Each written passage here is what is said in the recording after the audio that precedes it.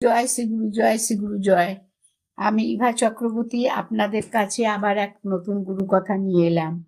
প্রথমে আমি আমার কুলদেবতা গিরিধারী লালজির চরণে অনন্ত কোটি প্রণাম জানাই এবং ভগবান দাদুর রাতুল চরণে কোটি কোটি প্রণাম জানাই এবং শ্রীগুরু সঙ্গের সকল শিষ্য ভক্তদের জন্য তাদের রাতুল চরণে মঙ্গল প্রার্থনা করছি। 1371 বঙ্গাব্দে দুর্গাপুজোর কয়েকদিন পর একজন প্রবীণ ভক্ত শিষ্য শ্রী শ্রী গুরুদেবকে বিজয়ার প্রণাম জানাতে পলাশী গিরিধারী আশ্রমে এলে শ্রী শ্রী গুরুদেব তাকে বললেন যে তিনি মহাষ্টমীর দিন ওই শিষ্যের কথা খুবই মনে করছিলেন।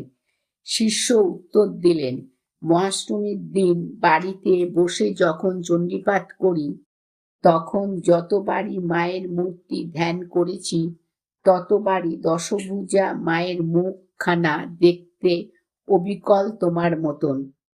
তুমি আমার কাছে ধরা না দিয়ে আর পারলা না।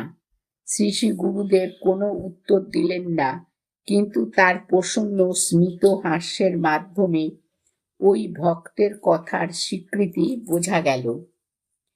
গুরু ও শক্তি অভেদ তত্ত্বটি একদিকে যেমন শাস্ত্র বচনের প্রত্যক্ষ রূপ ধারণ করে, তেমনি সাধকের উপলব্ধির মধ্যে, তেমন সদ্গুরু কৃপা করে তার অন্তরঙ্গ শিষ্য ভক্তদের এই তত্ত্বটি যথার্থ শ্রীদেহের লক্ষণাদির মাধ্যমেও বুঝিয়ে দেন।